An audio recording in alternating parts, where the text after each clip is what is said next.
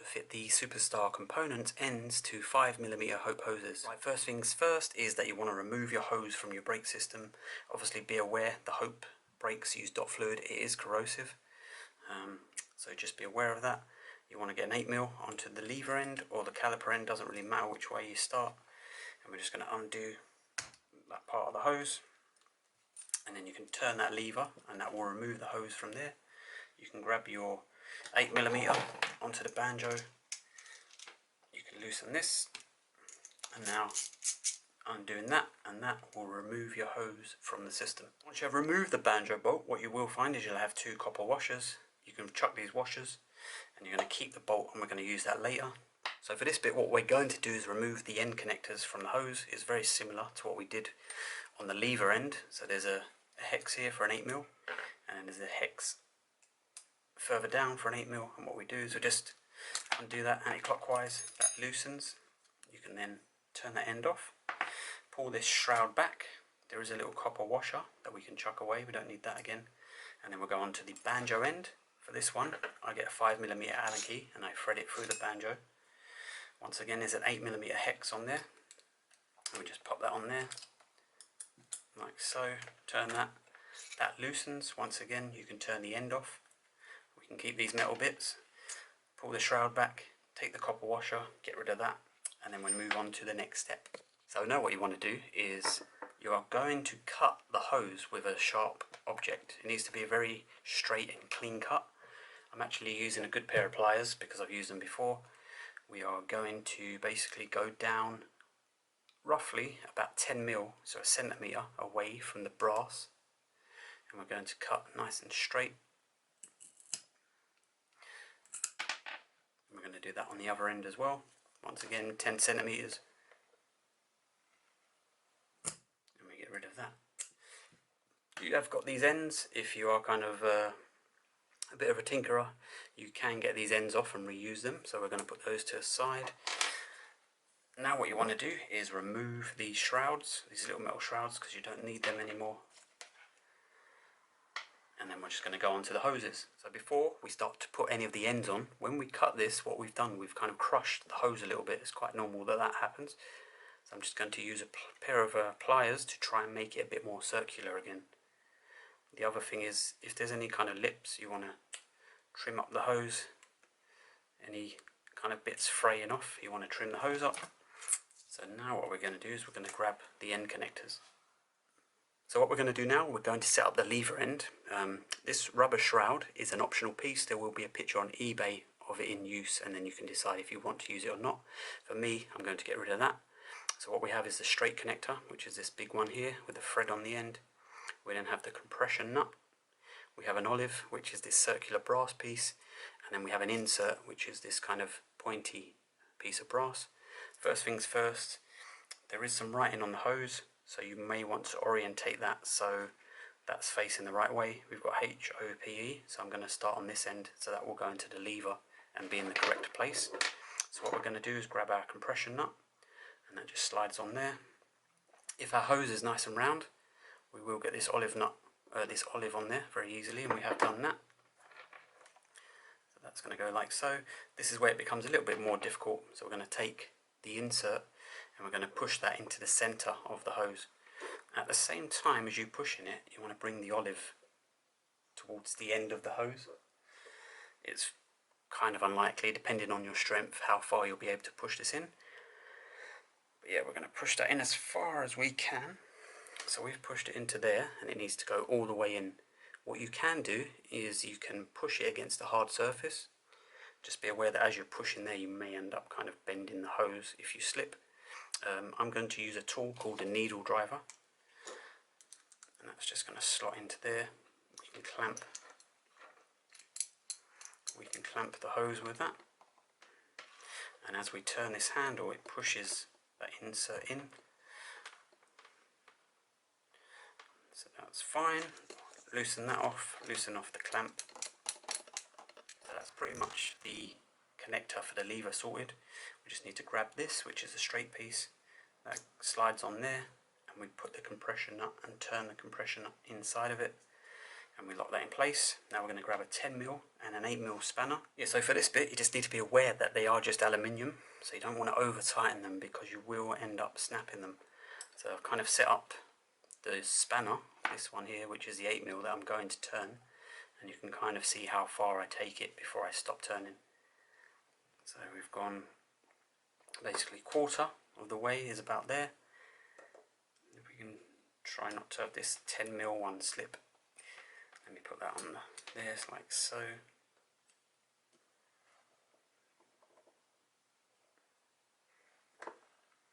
So we're just over halfway there. It's a bit fiddly. So that's about 180 degrees, half a turn. And we bring that up.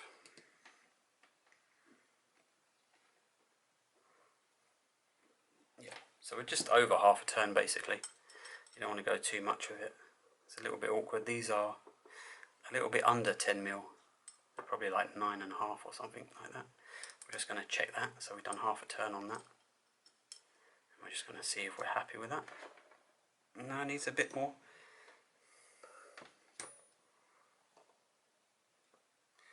So there we go. We've basically gone from there to there plus half a turn. So we're probably looking at, I don't know, 200 degrees, something like that. And what you want to make sure is that as you turn the fitting, that it grips the hose and the hose doesn't slide inside. So if it wasn't working properly, we'd turn that fitting and the hose would just kind of do that. Whereas this is all turning together, so that's good. And then what we're going to do is go on to the banjo end. Yeah, so for the banjo end, you only need these three pieces. You've got your banjo connector, you've got your shroud, which is your kind of compression crushing fitting, and then you've got your olive, which is the piece that actually gets crushed. On the end of the banjo, there is actually thread, so you just screw the banjo into the hose. So first things first, once again, we're going to grab the kind of shroud piece, and that's going to slide over this hose. Grab your olive again. This hose seems a little bit oval, so I don't know if we're going to get this on. Yeah, we did. And then we're going to grab our banjo fitting, and we're going to put that central in the hose, push and turn, and pretty much instantly it will grip. So we've done like 5 turns. We're just going to bring this olive to the end, because what will happen as we screw this all the way in, the hose internally will get bigger, and then if we have our olive down here, it might get stuck, and then that will block the fitting getting close enough to the threads in order to crush it. So it's important that you get your olive fitting near to the end. It doesn't have to be right at the end, but just close to it. And we're going to keep turning and pushing at the same time.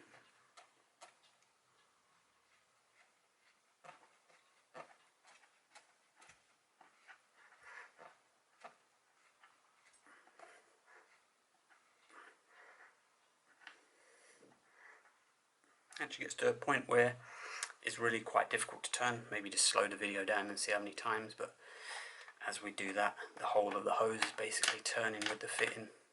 There's a lot of resistance on it. Grab the little shroud, we're going to thread that over. We're not going to tighten this yet, we're going to connect this to the caliper first. But first things first, before that, we're going to put this back on the lever.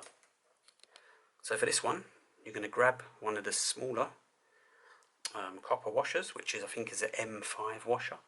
You're going to grab your lever, and you're going to put the copper washer over this straight piece, just over the thread, and then you're basically going to get your lever, which in this instance might have a bit of fluid in, and we're just going to turn that onto there, and then what you have to do is tighten this fitting with a 10mm spanner, and the idea is that the fitting crushes the copper washer against the master cylinder, which will end up sealing it. Once again, there is no torque setting for this, so it's a little bit, yeah, it's not exactly ideal not to have a torque setting, but what we're going to try and do is just demonstrate that on the camera, how far I'm going to turn the spanner. Not really sure how successful this is as a method, but so we're starting over here, and instantly, basically, the washer and the fitting are coming into contact with each other, and now we have to crush the washer, so it may go really soft at this point. If we keep that lever in the same position, So yeah, we've basically only really gone from there to there, so maybe like a quarter of a turn. I'm just gonna see if I'm happy with that.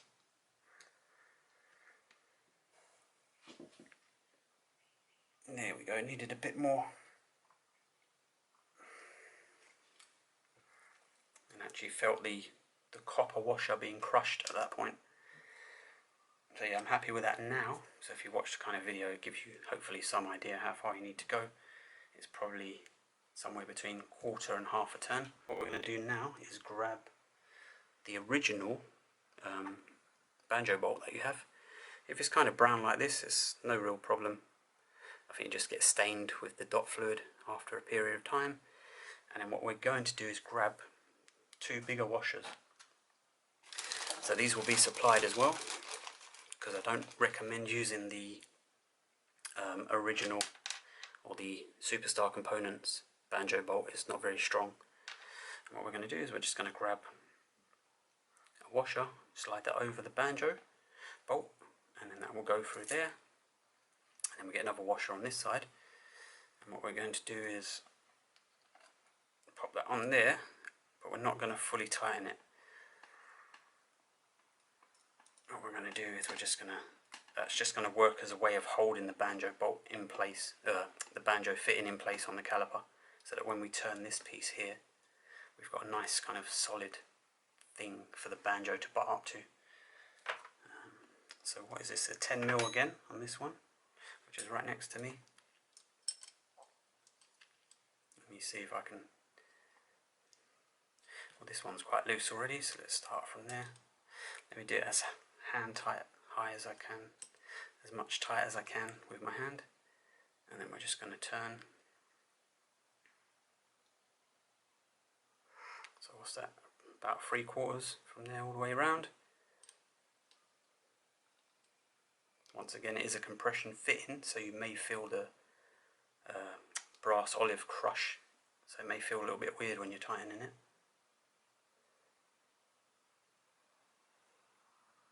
So we're probably going to do up to here.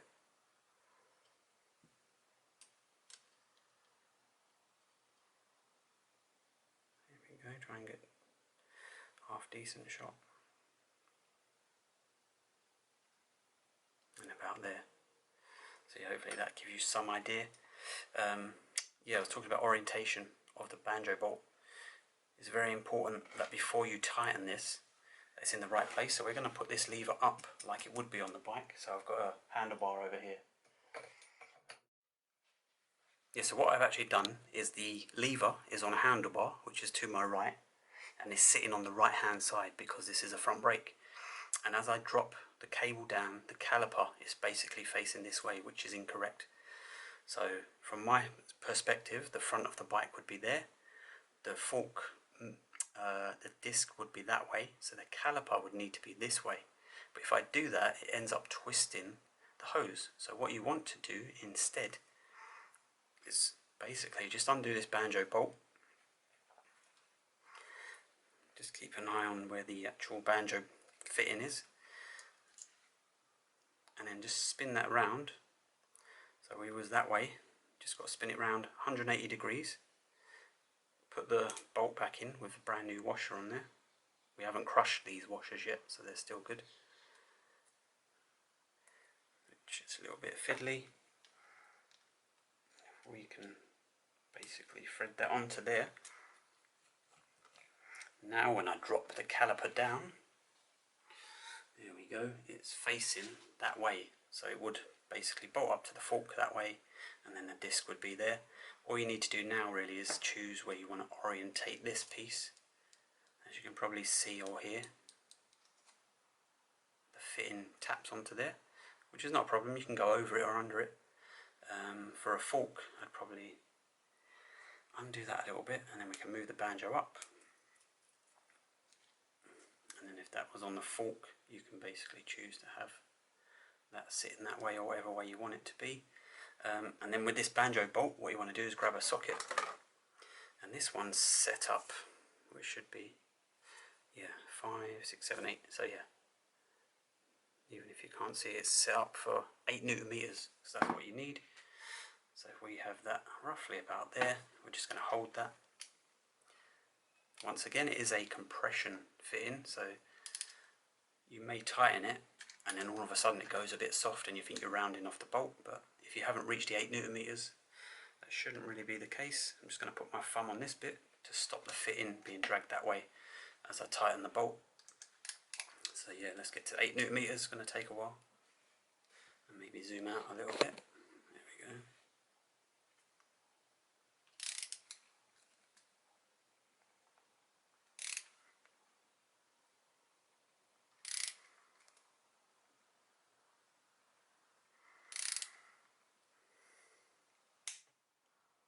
There we go, there's your 8 Newton meters sorted.